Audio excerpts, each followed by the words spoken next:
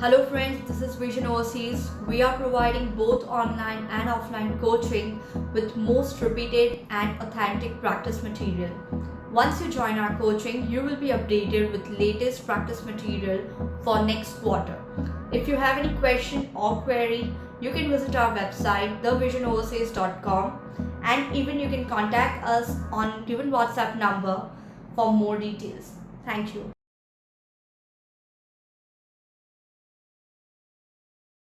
About the importance of tea, one of the three most favorite drinks in England, in which the others are chocolate and coffee. Drinking tea in England was a symbol of social freedom, was very expensive and could only be ordered by men in public. Men had tea in coffee houses, making trades and chatting business, while women could only drink tea in private places or wait for their husbands to bring tea back home.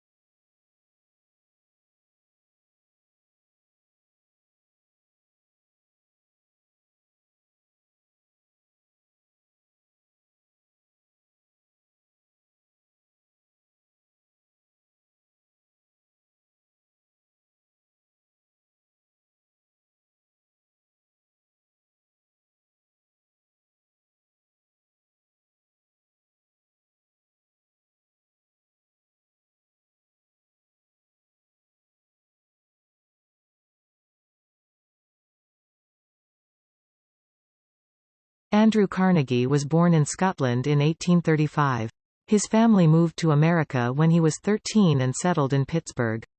He found jobs working in a fabric mill and telegraph office. Carnegie always did well at whatever he set his mind to. He was known to make improvements to any job he held. While working for the telegraph office, he began studying the railroad system, and he soon became the superintendent. He took the money he had saved and invested in an oil company. His investment return was good, and then he went to England to learn how to make steel. He wanted to make steel that was cheaper and more durable than American steel. He came back with his knowledge and built a huge steel factory. Carnegie's factory was very successful and he sold it for $480 million. Carnegie was a very wealthy man, but he was more interested in philanthropy than spending his money on himself. He spent the rest of his life giving his money away to worthy causes. Reading and learning were very important to him, so he built many libraries. He also established universities and research institutes. Carnegie built hospitals, museums, and theaters. One of the most recognizable buildings he built was Carnegie Hall in New York City. Carnegie Hall hosts many concerts and symphonies each year and is an important part of New York City culture. Andrew Carnegie passed away at the age of 83. In his lifetime he gave away 90% of his fortune. He is known as a man who was selfless and wanted to do good for others.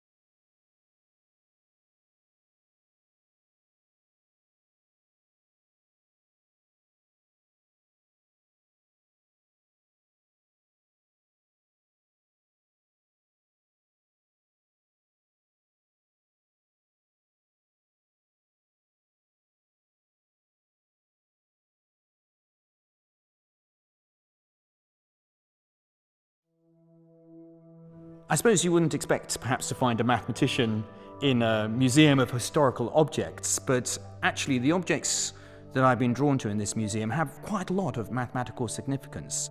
These Neolithic stones discovered in Scotland, dating back 5,000 years, are probably the first examples of humans exploring the concept of symmetry. And that's what I do as a practicing mathematician. I spend my life trying to understand what symmetries are possible in nature and in mathematics and abstractly. And here, I've got a connection going back 5,000 years to people who are already trying to understand, how can I arrange patches on the side of these stone balls in a symmetrical manner? One of the intriguing things about these stones is that we don't actually know what they're for. They might have been for divination, trying to predict the future. They might have been part of a game. They look very much like dice, but we don't really think there's any game associated with them. Maybe they were just for chucking around. They're very nice in the hand when you hold them. Or maybe they were symbols of power in the clan. I suppose that's why I like them, because we don't really know what they are. If I had a theory about why they were doing this, it would be that actually they were starting to be mathematicians. And that here we see the first example of abstract thought at work, that these weren't for a purpose. Mathematics is a great subject, created a lot of the technology around us, but mathematicians, we create our mathematical objects for the joy and the beauty. So it would be lovely to think that these didn't actually have a use, that they were just really a celebration of what's possible.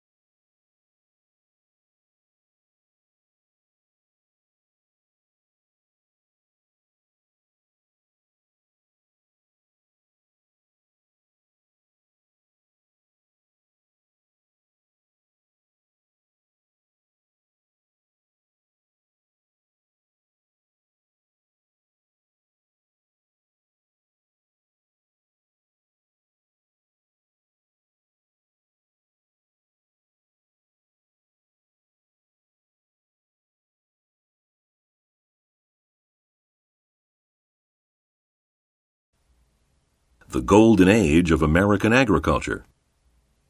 Listen to part of a lecture in a history class. Then answer the question.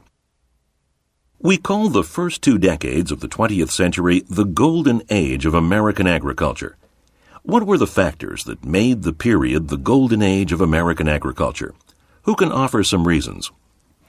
New strains of crops, improved farming methods, and what about greater use of pesticides and fertilizers? Absolutely. Technical advances continued to improve productivity. The U.S. Department of Agriculture set up demonstration farms to show how new techniques could improve crop yields. In 1914, Congress created the Agricultural Extension Service to advise farmers and their families about everything from crop fertilizers to home sowing projects. The Department of Agriculture undertook new research, developing hogs that fattened faster on less grain, as well as fertilizers that increased grain production, new hybrid seeds that developed into healthier plants, treatments that prevented or cured plant and animal diseases, and various methods for controlling pests were all introduced around this time. Anything else? Wasn't there also some kind of population boom around then? Good. Farm prices were high as demand for goods increased and land values rose. However, the good years of the early 20th century ended following World War I. What was happening then? Maybe a lot of people, women especially, were moving from the farm to the cities. What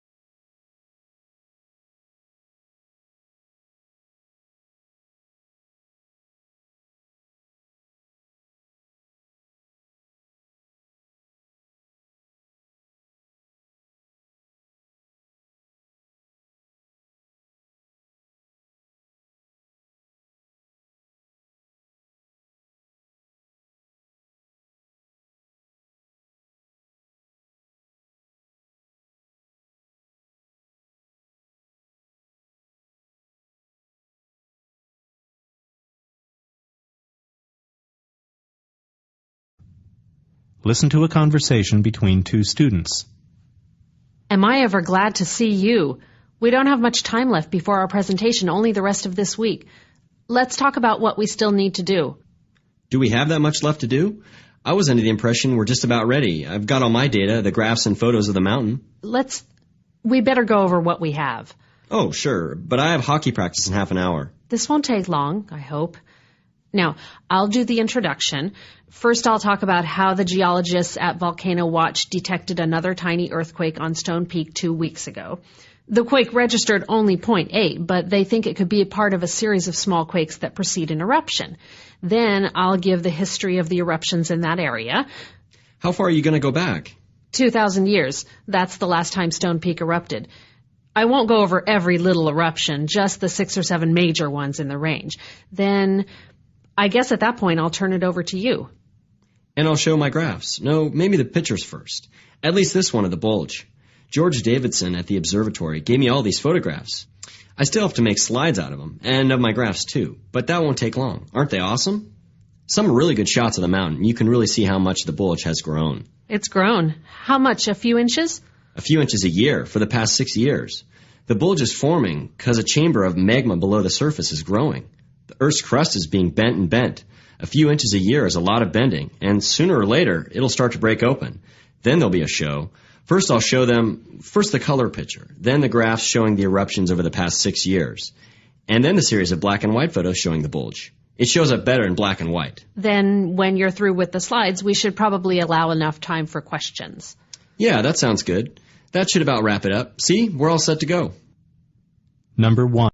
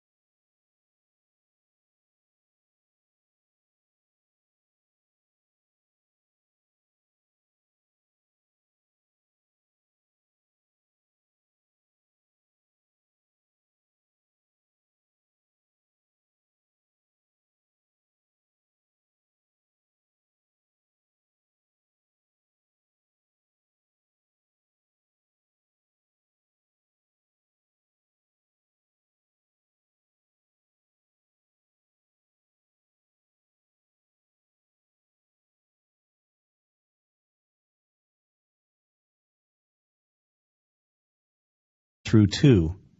Listen to part of a talk in a business management class. Management requires a great deal of energy and effort, more than most people care to make. One factor that affects managers and inhibits their capacity to provide leadership is stress. Stress has lots of causes: work overload, criticism from workers, and can have negative health effects, including loss of sleep. It's a fact. Managers have to deal with stress. Some handle it by making time to be by themselves.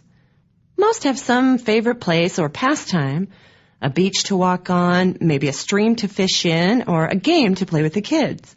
It's important to have some form of rest and relaxation.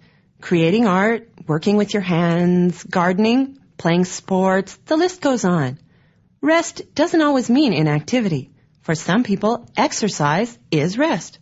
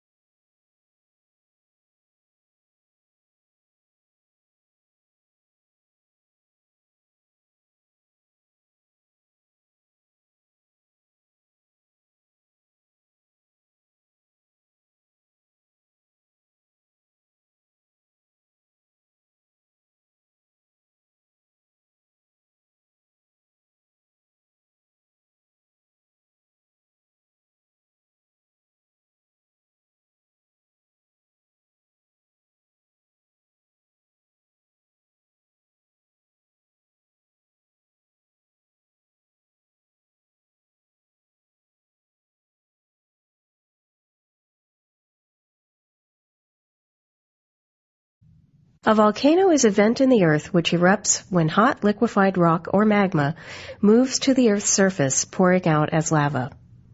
The lava may flow out as a liquid, or it may explode from the vent as solid or liquid particles accompanied by superheated gases. Ash and cinders form a cone around the vent. There are several types of volcanoes. The most fluid magmas erupt quietly and flow from the vent to form gently sloping shield volcanoes. The name shield volcano comes from their resemblance to the shields of early Germanic warriors. The lava flows from shield volcanoes are usually only 1 to 10 meters thick, but may extend for great distances from the vent. The volcanoes of Hawaii and Iceland are typical volcanoes of this type. Cinder cone volcanoes are formed when magmas with high gas contents and high viscosity are blown high into the air during an eruption. 600,000 years ago, there was a huge volcanic explosion which devastated the landscape. At the center, there remained only a smoldering caldera.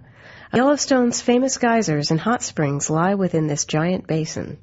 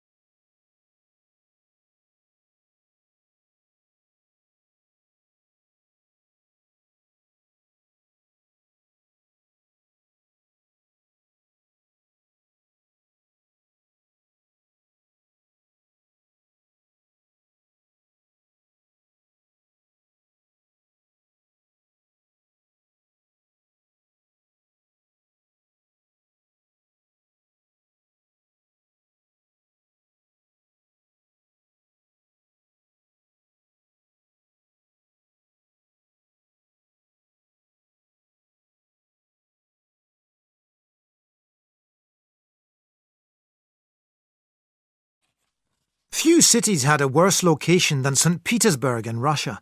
In 1703, Russian Tsar Peter I began building a great European city for himself, St. Petersburg. There were three main problems with this city.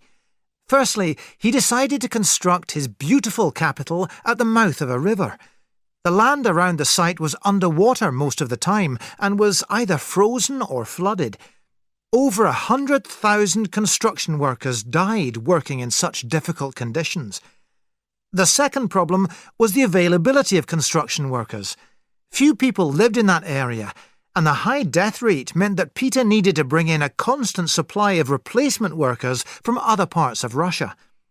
Using the military service system, he ordered 40,000 men each year to go and work on his capital.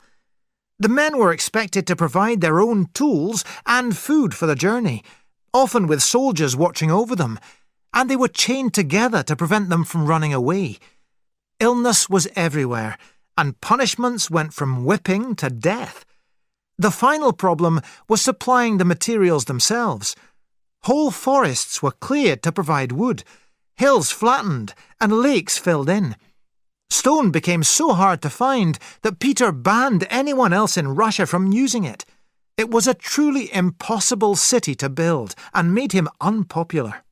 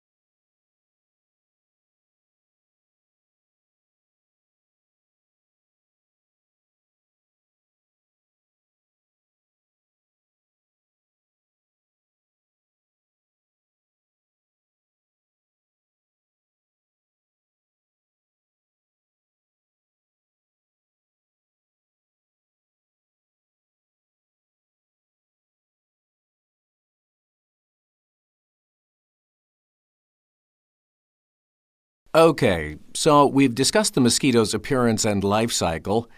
Now let's cover what mosquitoes are most famous for: sucking blood. Mosquitoes suck blood from various animals. You see, a mosquito has a long feeder appendage in its mouth. The appendage penetrates an animal's skin. Then the mosquito sucks the animal's blood. Interestingly, only females suck blood. The blood they get enables them to reproduce. How so? Proteins in the blood they suck help them produce the eggs they lay. So they don't use the blood as food. For food, both female and male mosquitoes usually eat nectar from plants. Tragically, mosquitoes kill more people than any other creature on Earth. Their bites don't kill, though, but the diseases that mosquitoes carry do. Millions of people die every year from malaria, dengue fever, yellow fever, and other diseases that mosquitoes carry. When mosquitoes bite people, they transmit whatever diseases they happen to be carrying. Each year, more than 2 million people die from mosquito-carried diseases. That's a big number, huh? Unfortunately, controlling mosquitoes is difficult since they breed and spread rapidly. They lay their eggs in stagnant water, like in swamps. So draining these areas can control them. Insecticides, insect killers, can also eliminate them. DDT is one such insecticide. It's highly effective, but it's banned in many countries. Some people claim that DDT harms certain animals. Still, in countries that use DDT, there are fewer deaths by diseases transmitted by mosquitoes.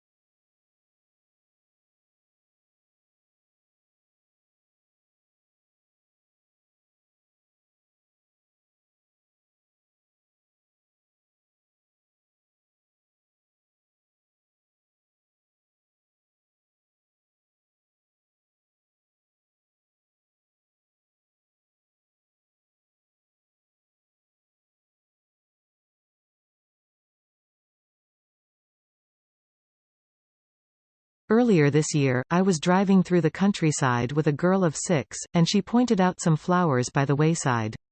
I asked her what she thought flowers were for. She gave a very thoughtful answer. 2 things, she said, to make the world pretty and to help the bees make honey for us. I thought that this was a very nice answer, and I was very sorry to have to tell her that this wasn't.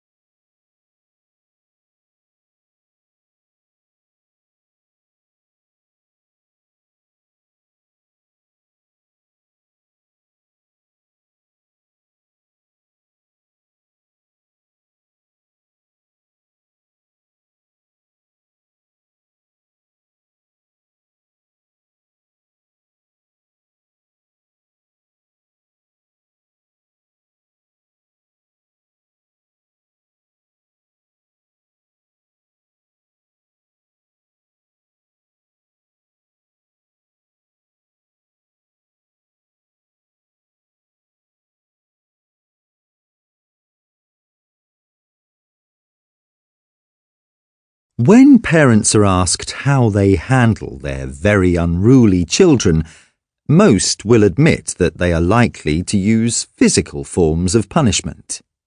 This is not to say that a parent generally hits their child each and every time they are bad. Nevertheless, parents generally use physical punishment as a last resort, after having unsuccessfully tried other forms of discipline with children who have become very bad. Those who believe in physical punishment, however, are unaware of the fact that it does not lead to better children. In fact, the opposite is true, and a negative attitude to those around them. On the other hand, children whose parents use less harsh methods of discipline have a healthier attitude towards their school environment and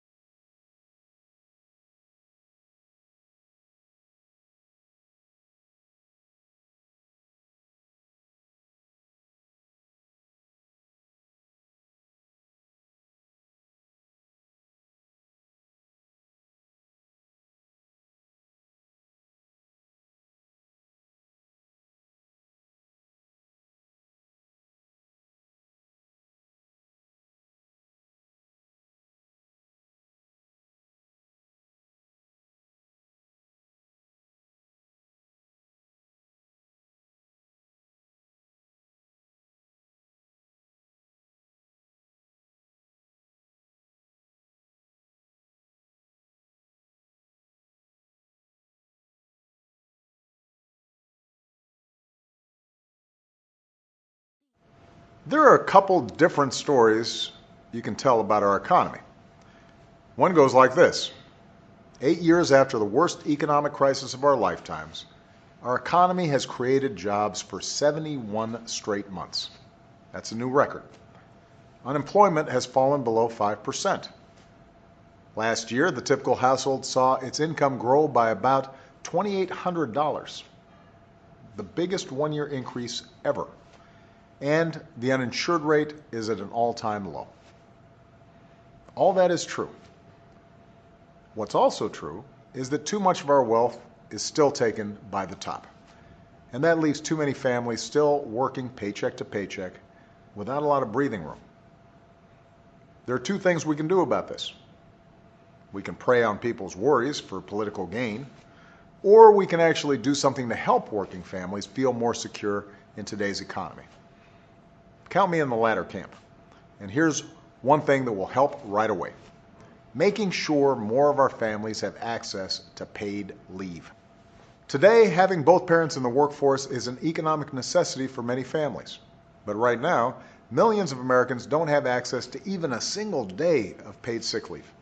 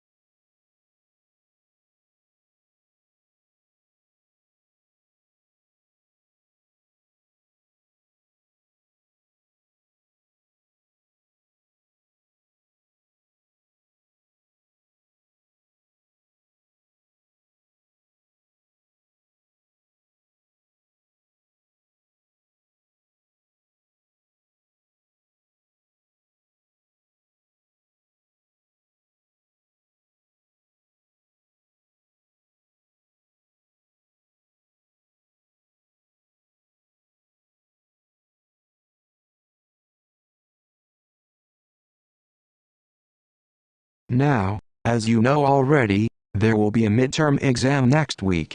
The exam will be an open book, open note, and open internet resource exam. But you can't use a classmate or me during the exam. Many of the questions on this exam don't have definitive answers. I wish to assess your critical thinking ability and your ability to combine ideas. A poorly organized answer will not get the same grades as a well-organized answer. Here are some good ways to study for the exam. First of all, it would be better for you to organize and review your lecture notes. That means you may need to compile notes and lab test results if you have not done that already. I strongly suggest that you write trial outlines before the exam. I think it will make you feel more comfortable. Just stop by my office.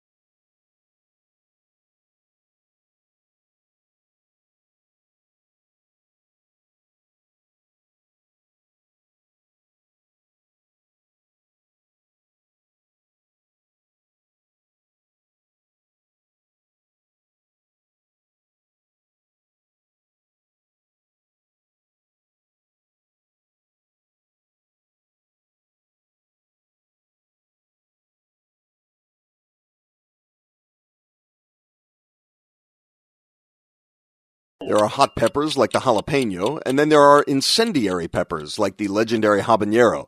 Now there's a new variety of thermonuclear habanero known as the tiger paw NR habanero. The name comes from its appearance. The bright orange pepper resembles a tiger's paw, and the NR stands for nematode resistant. The pepper was bred by U.S. Department of Agriculture scientists to be resistant to nematodes, roundworms that attack the plant's roots. The pepper was bred conventionally, not genetically engineered, and it does away with the need to use the soil fumigant methyl bromide, which is being phased out. So how hot is the tiger paw habanero? Pepper hotness is measured on something called the Scoville heat scale. A jalapeno comes in at about 5,000 on the Scoville scale. A regular habanero usually scores at least 100,000, and the tiger paw habanero tops the Scoville scale at almost 350,000. In fact, there's a legend that eating habanero peppers can have the side effect of actually making you deaf, but only so that you cannot hear your own screams. Thanks for the minute. For Scientific American's 60-Second Science, I'm Steve Mirsky.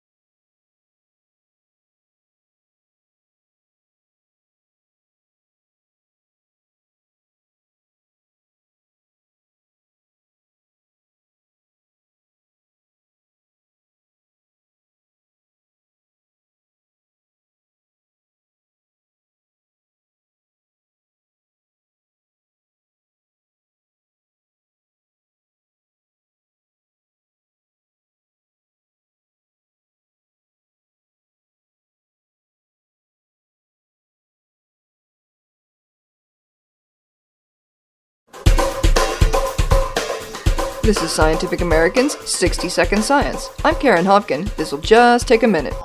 Animals that live in cold climates tend to have stubby limbs, shorter arms and legs, even smaller ears and tails. Picture a penguin and you'll see what I mean. Biologists have long assumed that these stumpy appendages are an evolutionary adaptation. Shorter extremities minimize heat loss, so animals that are more compact are better suited to the cold.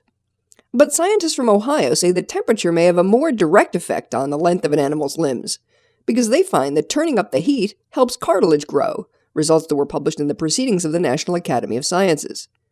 The researchers raised mice at several different temperatures, and they confirmed that those kept at a balmy 80 degrees were longer limbed than those who lived at a more chill 45. But how does a little heat make mice more leggy? The answer, they find, lies in the cartilage. Long bones grow from the cartilage found at either end, and the warmer it is, the more that cartilage grows, even when it's just sitting in a test tube. Which I guess means it's possible that the dog days of summer lead to longer-legged dogs. Thanks for the minute. For Scientific American's 60-Second Science, I'm Karen Hopkin.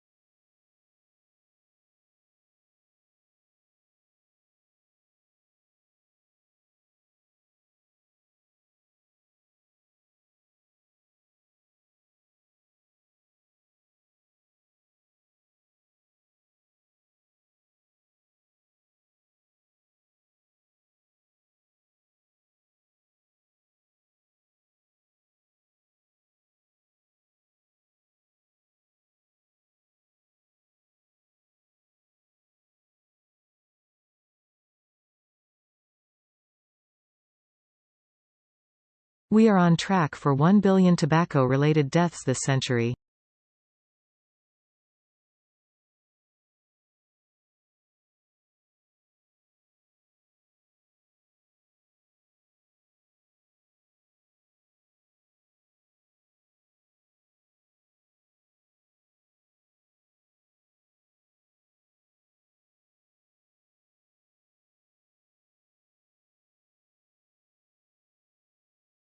Food that contains antibiotics provides little or no nutritional value.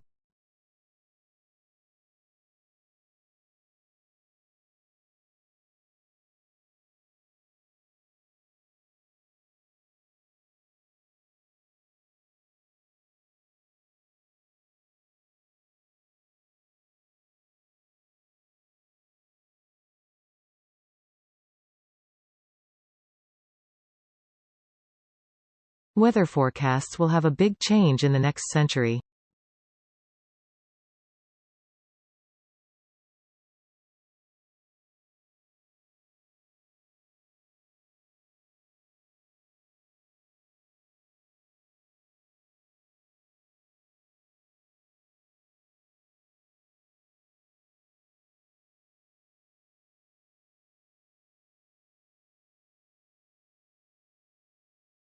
There are still some tickets available for the concert next Wednesday.